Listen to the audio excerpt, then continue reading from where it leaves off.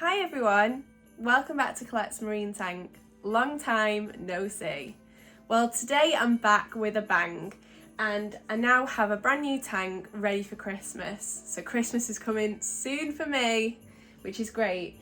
So I've got the tank itself and I've got a box full of the equipment that I've chosen specifically for the tank. I'm waiting on one piece to get the whole tank set up, which is the rock that I've chosen. So there potentially will be the option to change the rock so that I can set it up sooner. So we'll look at that as and when I've got the tank set up. But right now I'm going to be going through some of the pieces of equipment we've got, and then I'll also be building the cabinet and getting the tank on top of the cabinet. So the great thing about these TMC Reef Habitat tanks, so I've gone for, just for anyone that doesn't know already, the Reef Habitat 50. The Reef Habitat 50 is a 119 litre tank in total. So there is a 34 litre sump and then there is a 104 litre tank, and then all together with everything with filtration it is 119 litres. So I'll go through the pieces of equipment that I've chosen for this tank, but one of the great features of these tanks is that they are more like furniture that you can choose from. Reason I say that is because there's the actual base of the tank, and then around the base of the tank you get to choose the cabinet, and that cabinet can be changed out at any time. So I've gone for limestone, which is like a greyish colour, which goes more with my living room here, but you can actually choose from lots of different choices in the cabinets, which I'll show you later on in the video. Don't want to bore you with all of the details at once. So to get started, I'm going to show you the skimmer, which I think is a main part of a tank that I have chosen. Now the one that I've chosen is the Reef Skim 200. It's a nice and easy skimmer to use, also very nice to look at, and yeah, not too hard to tune right, because I know that some skimmers can be really difficult to tune. So I'm really happy with this choice. Also, I have obviously been with TMC now for about 7 months, and in that time I have kind of looked at every single piece of equipment as much as I possibly can before I actually wanted to make the choices, which is why I've not had a tank for so long. So I'm sorry that you've not had kind of the content that you've been waiting for, but there is a reason, and it's because I wanted to do it right and I wanted to know my choices in and out, because you know, I'm going to be honest with you all, I didn't know a huge deal about the products beforehand, so I needed to learn those. I'm still learning every day, and that's what's the great thing about this hobby, so I'll never stop saying that. I am going to be learning till the day I die.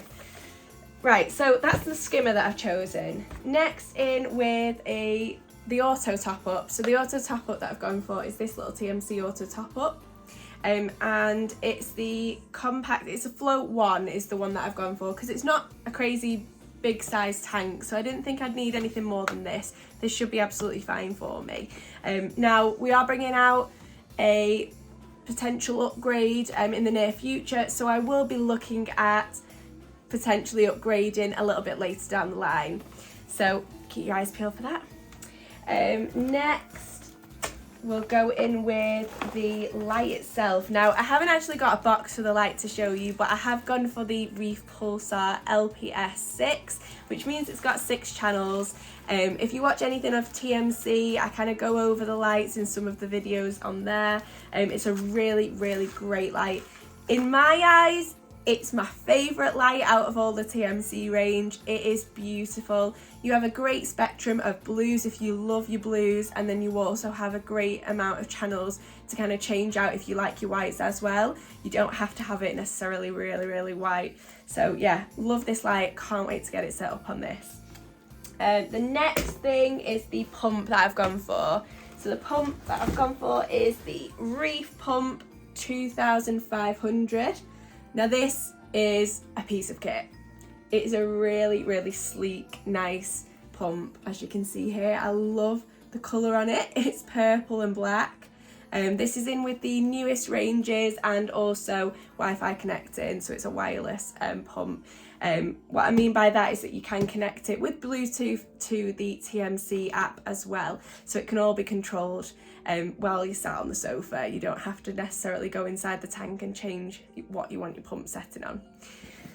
Last but not least, last bit of equipment that I've got with me here is the Reef 2.0.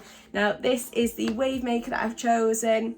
Reason I've only got one wave maker is because I don't really need more than that in the tank size that this one is. Also, we've been testing and trialling with our reception tank, which is the Reef Habitat 50, and I really like where this is placed inside that tank, and the flow is all over within the tank from this one little wave maker, which is diddy in comparison to some wave makers I've seen. So I'm really pleased with this wave maker. So that's it for the equipment side of things. I'll come back to you in just a moment when I'm ready to set up the cabinet. Okay, so just before we actually get started with the cabinet, another thing that I really like about this tank is that it also comes with the pipework and a diagram on the box.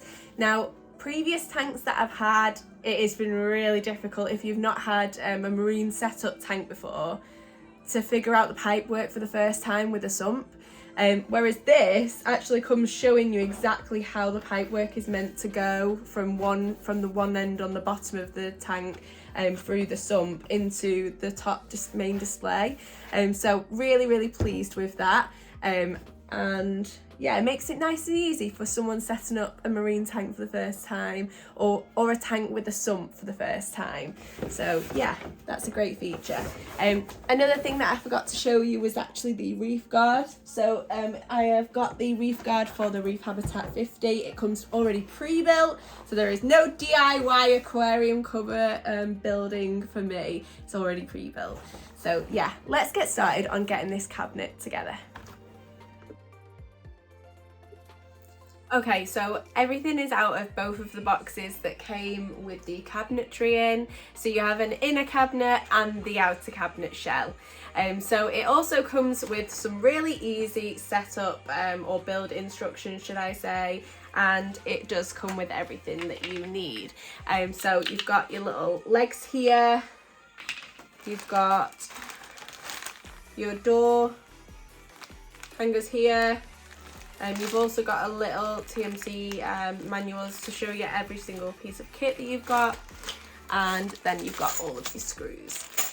So, oh, and you've got the little screw covers, which is brilliant. So yeah, let's get started.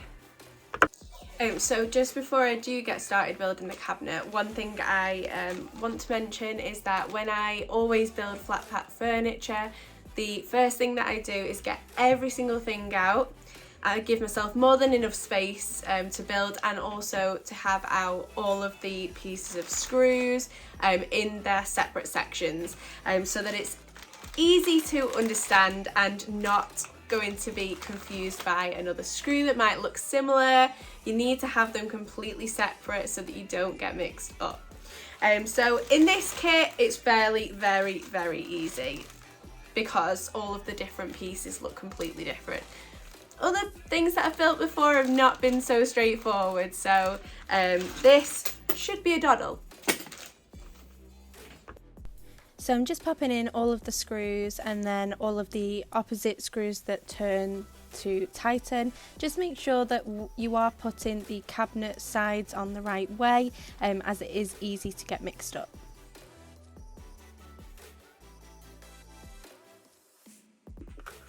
Okay, so the feet are now on, opposite side, and now all I need to do is lift up this and pop it in the right position and tighten the screws on the inside.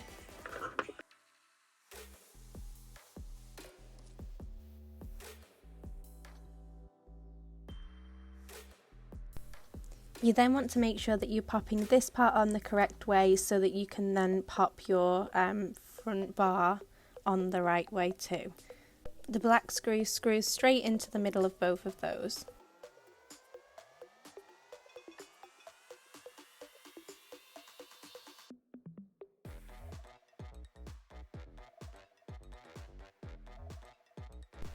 Now with your side panels, it is a lot easier if you have someone with you, but the best bet is to get the top part on first, so the top screw on first, and then you can screw the other parts in a lot easier.